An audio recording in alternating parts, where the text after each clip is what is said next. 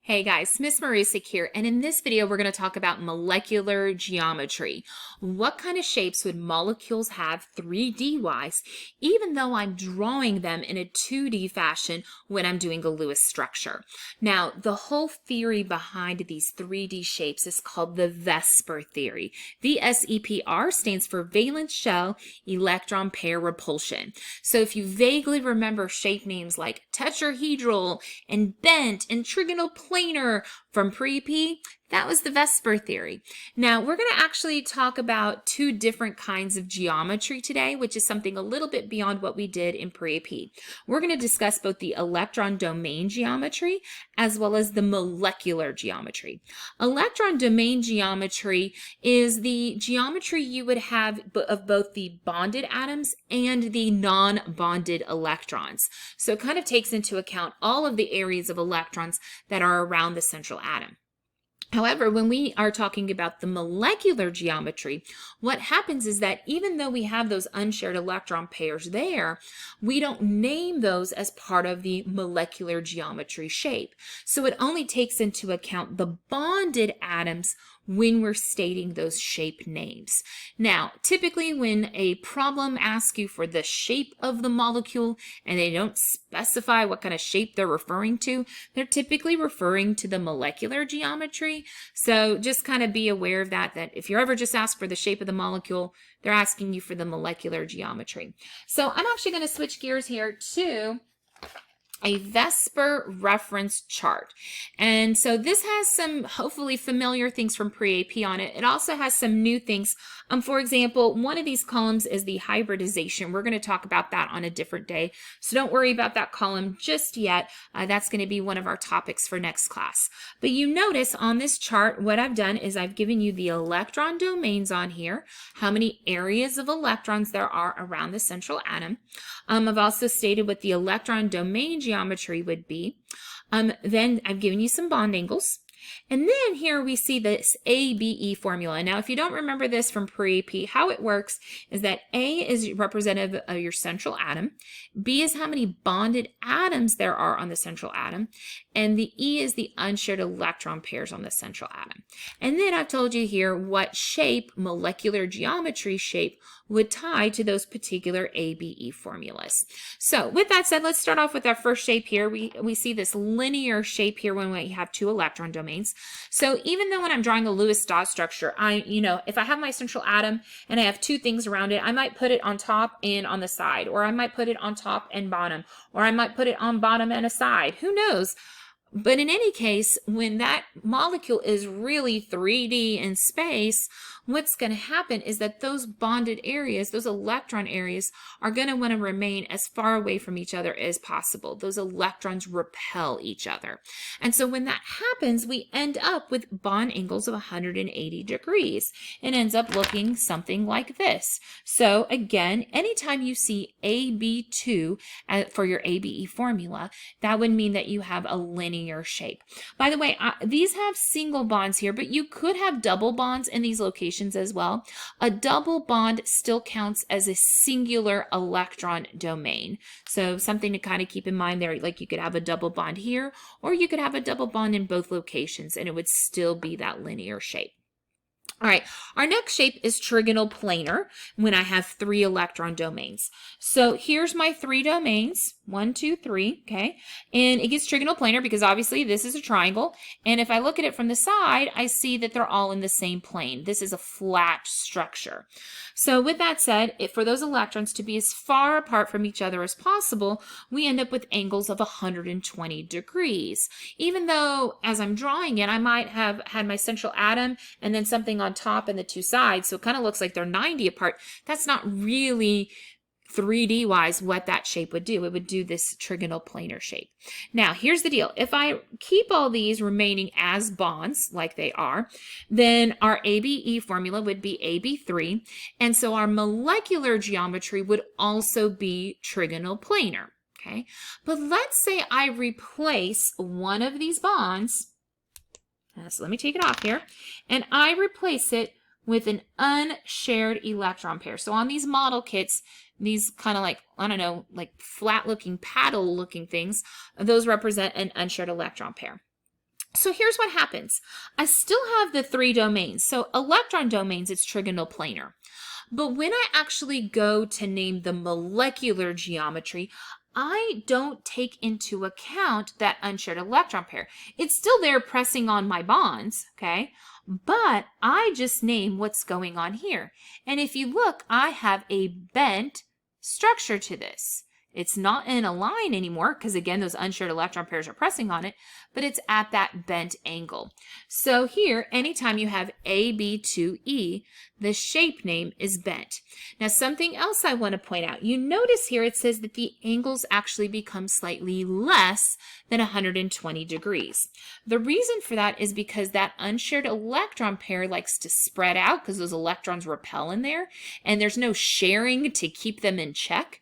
And so what happens is those electrons actually press on this bond ever so slight and help to bring it together. So if you were ever asked on an AP test the angle for something that was bent with AB2E, you could say it's slightly less than 120. All right, so now let's talk about having 4 domains here. Now, if I had 4 domains when I was drawing, say, the Lewis-Dot structure, I'd have my central atom, and then I'd have something on the 4 sides, right? And so it kind of looks like on a flat piece of paper that everything's 90 degrees apart. But that's not ideal 3D in space. If I'm drawing those angles to be as far away from each other as possible, I'm going to end up with something that looks like this. This shape is called tetrahedral because it has 1, 2, 3, 4 sides to the shape. Okay. By the way, this gets bond angles of 109.5. So you can see that's bigger than 90 degrees, so that makes it better, okay, as far as having those repulsions and maximizing the space that those electron areas would take up. Now, here's the deal. If all of those remain bonds, so I have a structure of AB4, then it will stay tetrahedral. Okay, so that will be its molecular geometry as well. But let's say I start removing some of these bonds and start replacing it with some unshared electron pairs. So I'm going to start off with removing one of these and putting on an unshared electron pair here. Okay, so again, I still have those 4 areas. Electron domain-wise, it's still a tetrahedral. But when I name the molecular geometry, I don't take into account those electrons at the top. They still influence the shape, but I don't name them. And so if I look at it from this direction right here, I notice not only do I have a triangle, okay, but also you notice that triangle is not flat. It's not a planar shape. It's almost like that's a triangle that's almost like a tripod stand, you know? It's got some angle to it. It is not flat. And so look at our shape name here. If I have AB3E, then we call that shape name trigonal pyramidal. Again, because it's a triangle and it's not flat, it's in a pyramid. Also, you notice bond angles are slightly less than 109.5. So again, an unshared electron pair is pressing on these to come together. All right, let's say I take off yet another bond and replace it with an unshared electron pair. Okay, so again, I have my 4 areas around here. Electron domain geometry is tetrahedral. But if I don't name those electron pairs, look at the shape I have that's remaining here. Do we see that bent structure to it? Oh yeah, and by the way, if this one looks familiar, I know a lot of you remember that water is bent and it has those 2 unshared electron pairs. So this is kind of what water looks like, which is why we always draw water like a Mickey Mouse at an angle versus drawing it straight in a line.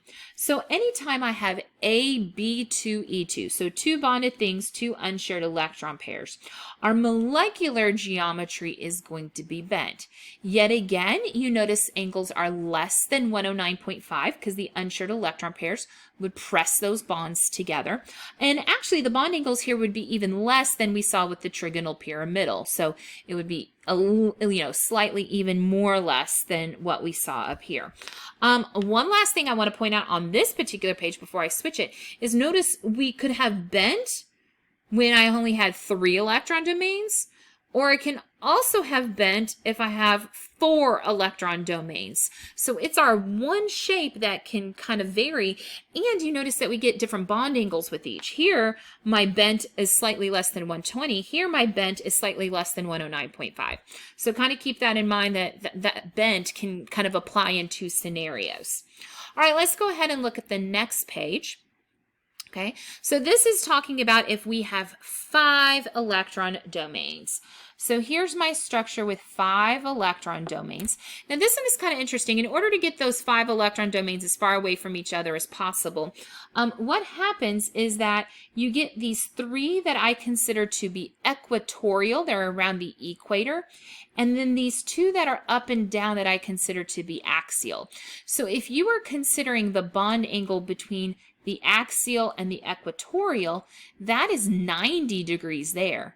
But then look at it from up top, okay?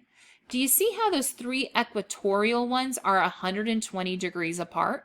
So notice here, I wrote down 2 different bond angles. I wrote down 90 degrees and 120 degrees because it depends on if you are comparing the equator versus the poles or the equatorial ones to each other. Also, they gave us a reminder here that to have this kind of shape, you've got to have an expanded octet. And so what that means is that you're only going to see this from elements that are in period 3 or later. Again, the elements before that are not big enough to accommodate for this expanded octet. Now, with these particular shapes, the kind of basic shape name is trigonal bipyramidal. Again, it's a triangle from those equatorial ones, okay? And then the bipyramidal is because there is a 3-sided pyramid on top, and then there's a 3-sided pyramid on the bottom. So that's kind of how it's getting that shape name. Now here's the deal. If all of these remain bonds like I have it, AB5, trigonal bipyramidal, it keeps that same shape name. Okay, but let's say I start to remove some of these bonds and replace them with unshared electron pairs. So this is where we're going to get into some shape names that you did not see in pre-AP. Okay, so let's say I want to take off that first one. Here's the deal. I want to take off the first one from somewhere where I'm giving that unshared electron pair the most space to spread out. Okay, so what happens here is I'm going to remove it actually from the equator ones first because those bond angles being 120 apart is going to give those electrons a little more space to spread out. If I move it from these axial ones first, all of these are 90 away, and so that's not going to give it quite as much space to spread out. So I'm going to take off one of these equator ones, and I'm going to put on an unshared electron pair. Okay. So here's the deal. You notice it's got 2 names to it, and it depends on what book you look at if they call it sawhorse or seesaw. I actually typically call it seesaw, and the reason why is because if I look at it from this direction, okay, you can kind of see here like your axis of the seesaw, and then you can pretend like kids are riding either side of the seesaw. Isn't that cute? See? You're like riding the seesaw. Okay, you're like, please, Merzik, stop making noises. Okay, so that's how it's getting that seesaw name. So anytime you see AB4E as your structure, that's going to be that seesaw shape. All right, so let's say I remove another set of electrons, okay? So again, I'm going to remove it from the equator ones first before I remove it from the axial ones. So once I do that, let's look at the remaining bonds and look what shape they make. Do you see that lovely T shape there? So look, if you have A with B3, so 3 bonded things, and 2 unshared electron pairs, so AB3E2, that is going to make a shape called T-shaped. Well, because it literally looks like a T, right? All right, let's say I remove one more. So here we go. I'm again going to put it on those equatorial ones, and here's what I end up with. Now, ignoring those electrons, look what kind of shape you get. See how it's nice all in a row here because it's those axial ones? So here I end up with a linear shape. My angle ends up also at 180. So I no longer have the 90 and 120. I now have this 180 apart because they're all in a line. One last thing I do want to mention here is for these other ones here, this sawhorse, seesaw, and the T-shape, there was no way to get those symmetrical. So those do end up always being polar. But do we see here how even though I have unshared electron pairs on the central, this is symmetrical any which way I split it.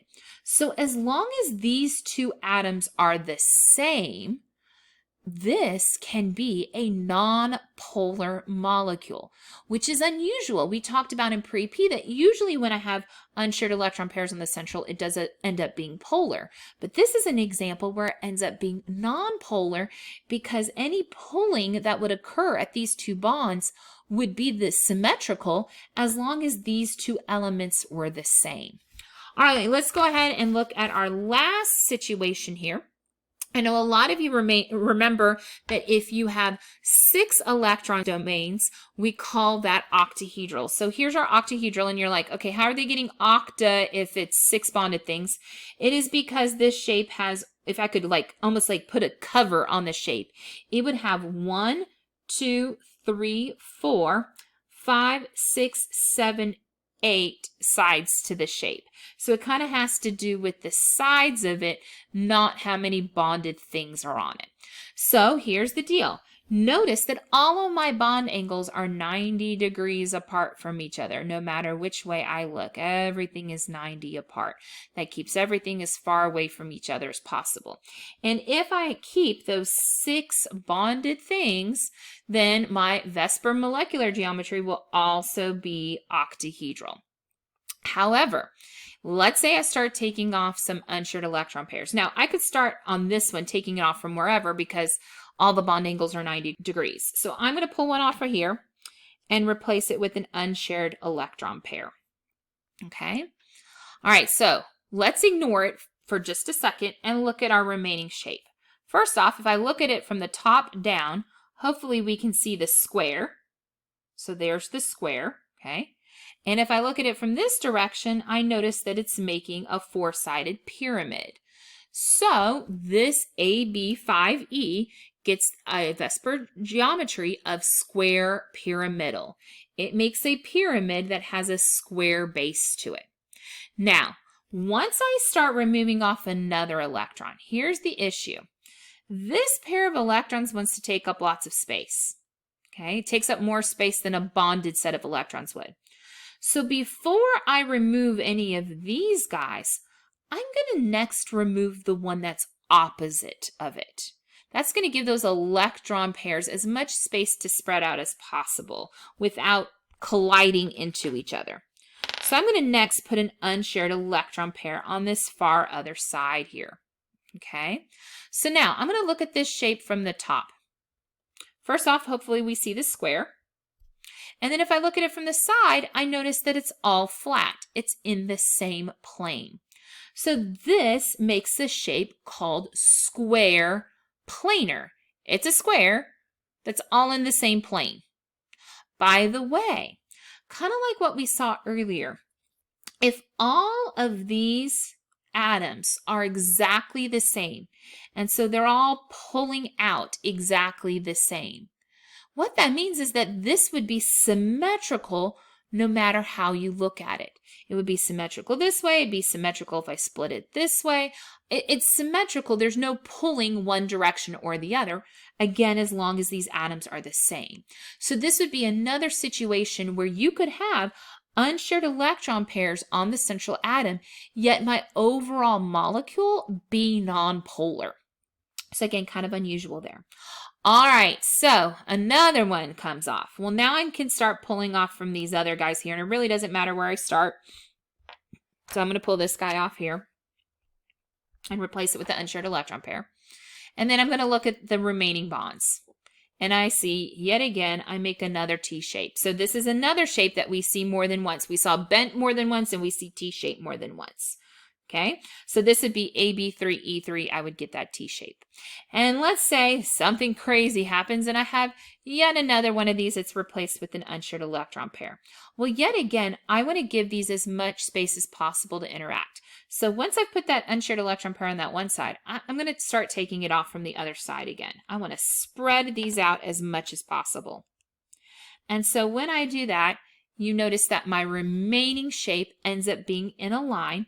And so there is my linear shape. And again, once I do that, now my only bond angle is 180 degrees. I no longer have anything that's 90 degrees apart. Okay, so now that we've kind of gone through these shapes, let's go ahead and look at a couple of examples to see how I could use these charts to kind of start evaluating my shapes. So we're going to go back to this right here.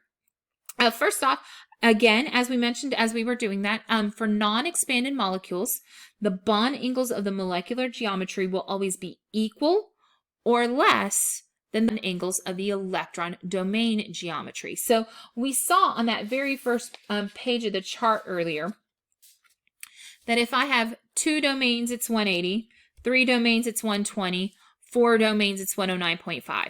But once I start having unshared electron pairs, it could trend a little bit less than that. So that's what we mean by this equal or less statement here. What will happen is if I start having electron domains that are unshared electron pairs, that will start pressing on the bonds, and the smaller those angles will become. So let's answer our questions now.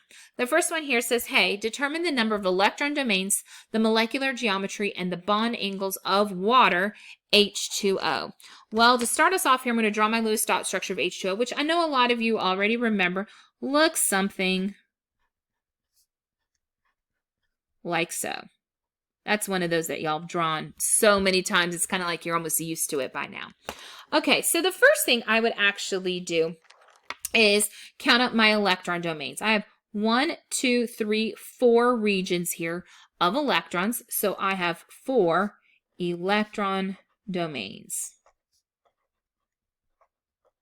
Next, it says it wants the molecular geometry. Okay, so this is where I could go to my reference chart. Now, at some point, you'll need to start memorizing these, but for now, you can use your chart. And I say, well, if I have 4 domains, electron geometry would be tetrahedral.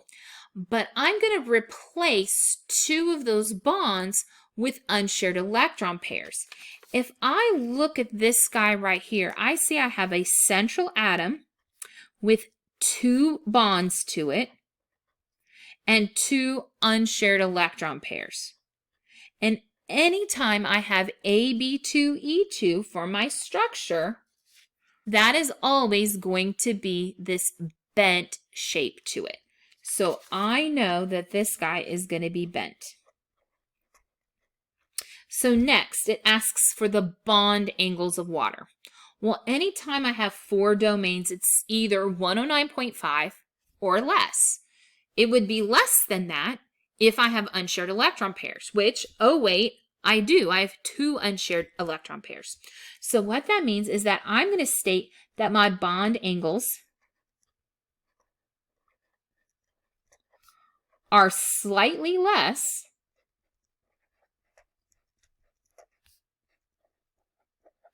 than 109.5.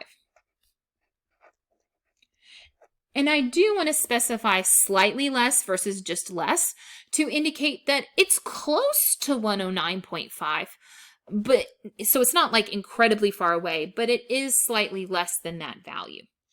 All right, let's do one more together here. This is determine the number of electron domains, molecular geometry, and the bond angles of sulfur dioxide. Now, this is not one where I know the Lewis dot structure off the top of my head. So the first thing I would do is go through the process that we did on the previous video. I know sulfur comes with 6 valence electrons. I know oxygen also comes with 6 valence electrons, and there's 2 of those. So that gets me a grand total there of 18 electrons. I then pick a central atom. Well, sulfur is present in the fewest count, it's the least electronegative. It's further away from fluorine than oxygen is. And so sulfur would go in the middle. My oxygens would go on whatever sides. It really doesn't matter for just the Lewis structure. I'm going to bond them up. 1, 2, 3, 4. And then I'm going to start putting electrons.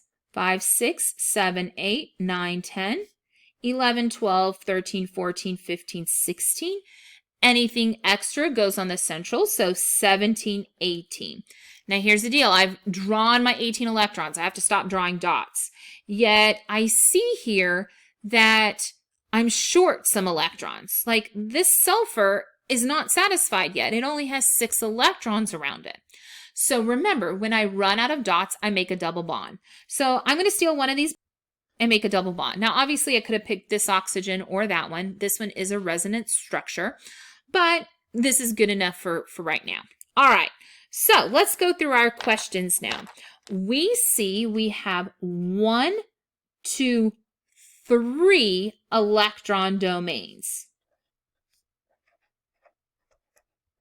Notice that double bond is a singular electron domain. So again, the electron domains was this, this, and this. Okay, so only 3 domains. So I know here that I'm going to have some variant of trigonal planar. However, one of these was an unshared electron pair. My structure was a central atom, 2 bonds with an unshared electron pair. So it can't be trigonal planar because I don't have 3 bonds. So once I take off one of those bonds, it becomes bent. So this one is also a bent shape. However, let's talk about bond angles here, because remember, there's 2 times where we see bent and they don't always have the same bond angles. Since this had 3 electron domains, that means it's either going to be 120 degrees or less. Well, since I had an unshared electron pair, which will press on my bonds due to the repulsions, then I know I'm going to be slightly less. Angles are slightly less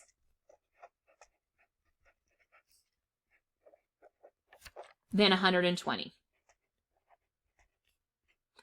By the way, I drew this 2D here, but let's be real, 3D wise, doesn't quite look like that. So what would probably happen is if you already saw this structure drawn on an AP test, they might have already kind of shown you that bent shape. They might have said, hey, really, that structure kind of more looks something like this, to show you that it's got that bent shape to it. Then in reality, it's not in that straight line because that doesn't maximize the space for electron repulsions. All right, hopefully we're feeling okay about VSEPR shapes, assigning bond angles, all kinds of good stuff. Keep in mind that at some point, you do need to get to where you can tell me what a structure these would have without necessarily looking on a chart. Now, the best way to memorize those structures is either making flashcards of the ABE structure on one side and your shape name on the other, or just sheer practice with them, which we are going to do quite a bit of practice with them in class. So I think by the end of this, you're going to feel a lot more confident with these shapes. All right, hope you're feeling okay. If you have any questions or need any help, please feel free to email me. Bye, guys.